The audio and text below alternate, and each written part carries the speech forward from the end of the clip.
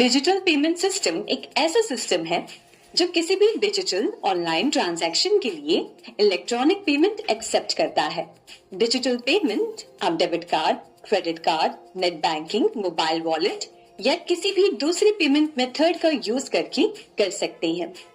India में कई digital payment platforms और पेमेंट गेटवेज अवेलेबल हैं, जो ऑनलाइन या डिजिटल पेमेंट की फैसिलिटी प्रोवाइड करते हैं। ये डिजिटल पेमेंट प्लेटफॉर्म्स या पेमेंट गेटवेज मर्चेंट्स के द्वारा यूनिफाई किए जाते हैं ताकि कस्टमर्स आसानी से अलग अलग पेमेंट मेथड्स का यूज करके आइटम्स खरीद सके और पेमेंट कर सकें। इस सेक्शन में हम credit card, debit card, net banking, RuPay card और पीओएस मशीन के बारे में जानेंगे। क्रेडिट कार्ड एक छोटा प्लास्टिक कार्ड होता है जो किसी बैंक या किसी दूसरे फाइनेंशियल इंस्टीट्यूशन के द्वारा इशू किया जाता है। इस कार्ड की मदद से यूजर प्रोडक्ट्स और सर्विसेज को क्रेडिट पर खरीद सकते हैं। ये इलेक्ट्रॉनिक मनी का सबसे आसान रूप है और अंतर्राष्ट्रीय स्तर पर भी व्यापक रूप से इस्तेमाल होता है। डेबिट कार्ड जिसे बैंक कार्ड या चेक कार्ड भी कहते हैं, एक प्लास्टिक पेमेंट कार्ड होता है जो शॉपिंग के दौरान कैश की जगह इस्तेमाल किया जाता है।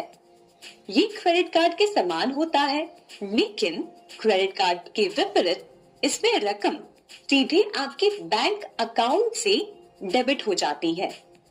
RuPay card national payments corporation of India (NPCI) के द्वारा लॉन्च किया गया एक इंडियन डोमेस्टिक कार्ड स्कीम है। ये कार्ड हर नागरिक को सुरक्षित, सिंपल और low cost payment method provide करता है। रुपे नाम रुपी और पेमेंट का कॉम्बिनेशन है जो इस कार्ड की प्योरली इंडियन होने को दर्शाता है। ये एक राष्ट्रीय स्तर पर डेबिट कार्ड है। इसका उद्देश्य देश भर में अलग अलग पेमेंट मेथड्स को यूनिफाई करना है। इंटरनेट बैंकिंग आपके बैंक के इंटरनेट बैंकिंग का इस्तेमाल इंडिया में सबसे लोकप्रिय मेथड है। ये बिल्कुल वैसे ही है जैसे डेबिट कार्ड का यूज करके शॉपिंग करते हैं। बस अंतर इतना है कि इंटरनेट बैंकिंग में आपके बैंक अकाउंट में लॉग इन करना पड़ता है। इस केस में भी शॉपिंग हो जाने के बाद खर्चा हुई रकम तुरंत डेबिट हो जाती है। पीओएस टर्मिनल एक इलेक्ट्रॉनिक डिवाइस है जो रिटेल आउटलेट्स पर कार्ड के द्वारा पेमेंट करने के लिए यूज होता है। ये टर्मिनल आमतौर पर सभी प्रकार के क्रेडिट कार्ड्स और डेबिट कार्ड्स एक्सेप्ट करता है और निम्नलिखित ट्रांजैक्शंस करता है। नंबर 1, यूजर की क्रेडिट या डेबिट कार्ड की जानकारी पढ़ता है।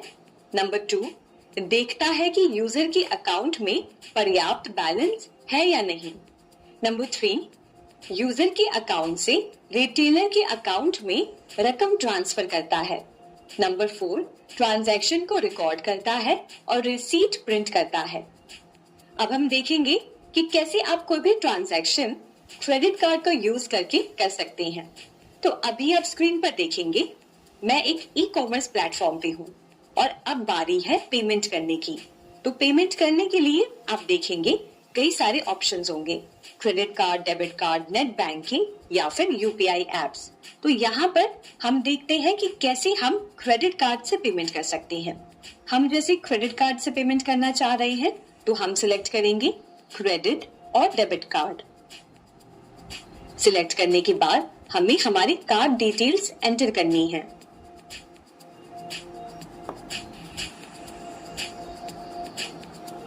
अब ये जो छोटी विंडो ओपन होती है, यहाँ पे हमें हमारी कार्ड डिटेल्स एंटर करनी है।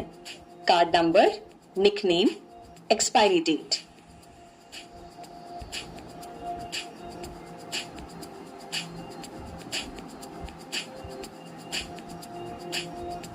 एक बार आपने सारे डिटेल्स एंटर कर दी, उसके बाद आपको क्लिक करना है एंटर कार्ड डिटेल्स।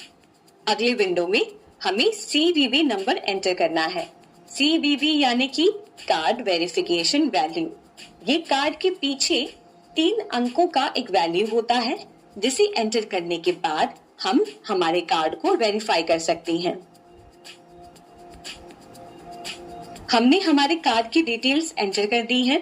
अब हम इस पेमेंट मेथड को सिलेक्ट करेंगे। अगले स्टेप में आप देखेंगे तो पेमेंट मेथड यहाँ पर सिलेक्ट हो चुका होगा। अब इसके बाद हमें पेमेंट कंफर्म करना है। जैसे ही आप कंफर्मेशन पे क्लिक करते हैं, उसके बाद एक विंडो ओपन होती है जिसमें आपको ओटीपी एंटर करना होगा। ये ओटीपी आपके रजिस्टर्ड मोबाइल नंबर पर आपको रिसीव होगा। ओटीपी एंटर करने के बाद सबमिट पे क्लिक करें। इस तरीके से आप आसानी से अपने क्रेडिट कार्ड का इस्तेमाल कर पेमेंट्स कर सकते हैं। अब हम देखेंगे कि कैसे आप एक डेबिट कार्ड का यूज करके ऑनलाइन पेमेंट्स कर सकते हैं। जैसे हमने क्रेडिट कार्ड में किया, वैसे ही वही सेम स्टेप्स हमें डेबिट कार्ड के लिए फॉलो करने हैं। आप स्क्रीन पर देखेंगे तो यहाँ पर पेमेंट मेथड्स में क्रेडिट और डेबिट कार्ड का ऑप्शन है। हम इस ऑप्शन को क्लिक करेंगे। उसके बाद एंटर कार्ड डिटेल्स और फिर उसके बाद कार्ड नंबर, निकनेम और एक्सपायरी डेट एंटर करेंगे।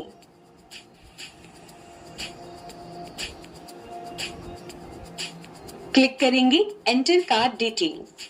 नेक्स्ट स्टेप में हमें सीवीवी नंबर एंटर करना है।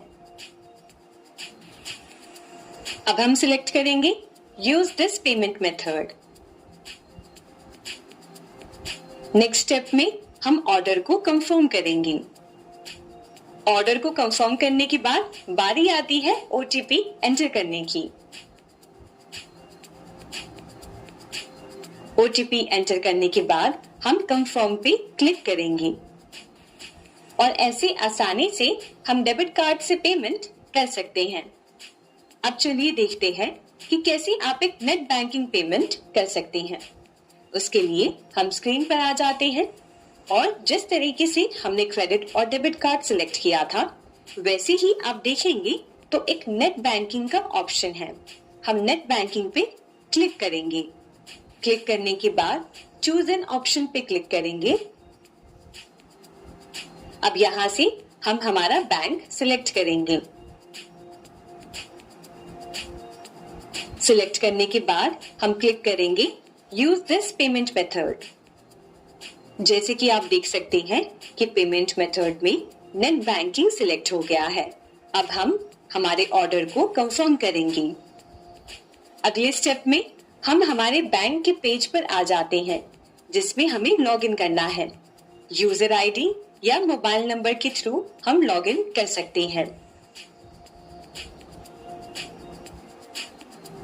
नेक्स्ट स्टेप में हमें डेबिट कार्ड पिन एंटर करना है। अब क्लिक करेंगे गेट ओटीपी। अब हमारे रजिस्टर्ड मोबाइल नंबर पे जो ओटीपी आया होगा वो हमें यहाँ पर एंटर करना है। फिर हम क्लिक करेंगे लॉगिन पर। नेक्स्ट स्टेप में हमें पेमेंट डिटेल्स कंफर्म करनी है और पे पर क्लिक करना है। पेमेंट पे क्लिक करने के बाद आप देखेंगे हमारी पेमेंट सक्सेसफुल है। इस तरीके से हम नेट बैंकिंग का इस्तेमाल करके ऑनलाइन पेमेंट्स कर सकते हैं।